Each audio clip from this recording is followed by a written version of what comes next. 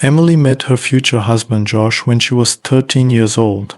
Josh was 2 years older. 7 years later, they got married. On their wedding night, Emily experienced an orgasm. Josh landed a high-paying job, the only downside being frequent long business trips. Emily found it hard to cope with the separations.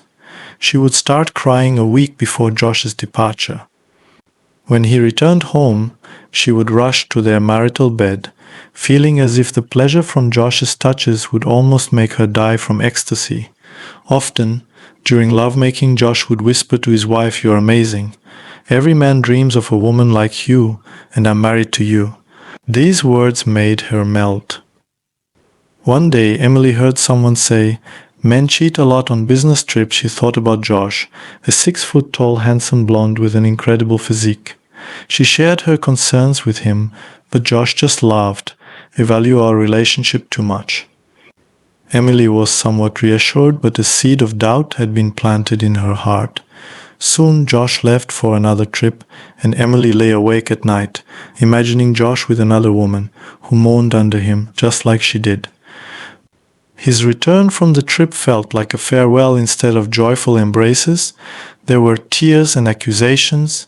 "You were with someone." Josh tried to calm her down. "Sweetie, there's no one else. I get so tired on these trips that all I want is to crawl into bed and sleep." A month ago, Josh returned from another trip. Emily immediately dragged him to bed. Soon she moaned loudly and had an intense orgasm. Josh, however, despite his efforts, couldn't reach climax. They lay together for a while, cuddling. Emily chatted about trivial things, gently running her fingers across his chest. Soon he wanted her again. A couple of minutes later, Emily was trembling with pleasure, holding him tight. She knew Josh was about to finish, but he unexpectedly stopped. He lost his erection. He said he was tired from the trip and needed rest. He assured her everything would be back to normal after he got some sleep. However, a week passed, and their intimate relationship didn't improve. Josh complained about fatigue and back pain. Emily became increasingly irritated and sharp. Finally, she couldn't take it anymore. "Who is she? Or are there more of them?" "Sweetie, don't say such things. I'm just not a young guy anymore, and I get very tired at work. 32 is not old for a man. And don't lie about being tired. I can feel my horns growing taller every day." This was probably their first serious argument in all their years together. "I'm tired of your accusations. We're going to see a doctor tomorrow." Josh stood there pale and lost. So the couple ended up in the doctor's office. The conversation with Josh didn't add much to Emily's story. The doctor suggested Josh undergo some tests and return with his wife for a follow-up appointment in a week. After Josh left the office, Emily burst in without an invitation. "Does my husband have prostatitis? Does this mean all my efforts were in vain, and even my fidelity recipe didn't work?"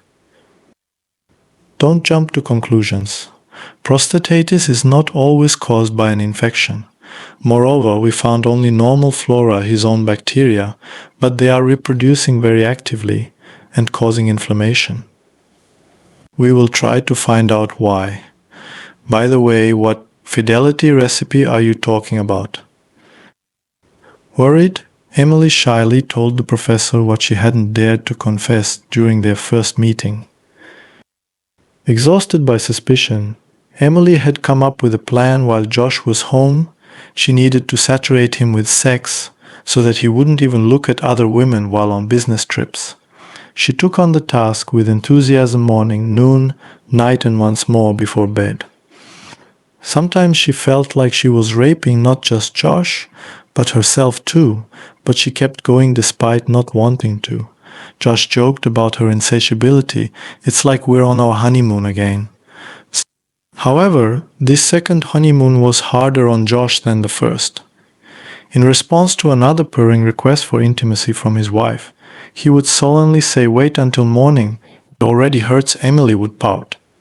Josh would muster his strength and satisfy Emily's passion. When the door closed behind Josh as he left for his last business trip, Emily sighed with a sense of accomplishment. After this confession, the cause of Josh's condition became clear to the doctor. It turns out your husband has you to thank for his prostatitis, the doctor told the stunned woman.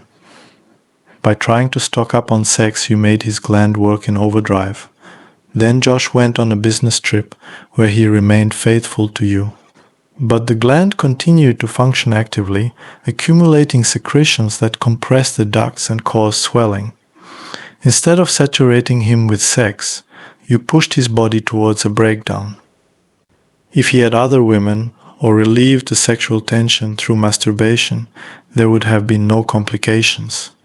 But neither option was acceptable for him, so it can be said your husband became a victim of his own fidelity. There are two causes of prostatitis. Most commonly, it's an infection bacteria, viruses, chlamydia, and even fungi. But there is another cause: congestion in the prostate. If the prostatic secretions are produced in larger quantities than can be used, this leads to gland swelling and blood vessel congestion. Congestion disrupts the immune defense of the prostate. In such a situation, any microbes, even harmless ones, that normally exist in everyone can trigger inflammation. One of the main reasons for congestion is irregular sexual activity. This problem often arises in people whose work involves long business trips. So I almost ruined my husband. If Josh finds out the truth, he'll hate me. Please, doctor, don't tell him about my fidelity recipe. Absolutely not. Josh is going to take his final test and then come back to me. You can be present during the treatment assignment. A few minutes later, a distressed Josh entered the office. The doctor addressed him. I will prescribe you a course of antibiotics, biogenic stimulants, vitamins, and special exercises to improve blood circulation in the prostate. Also, you must normalize your sexual routine. Your problem is that you have a high sexual constitution, and to avoid recurrence, I would advise you to find a job that doesn't require long separations from your wife. Or take Emily with you. 3 weeks later, Josh returned to the doctor and said, "Yesterday our sex was back to normal. Come back for a checkup in a month. If everything is fine, I'll ask you to come for control exams once every 3 months for a year, and then once every 6 months for 3 years. After that, you can forget about this problem forever.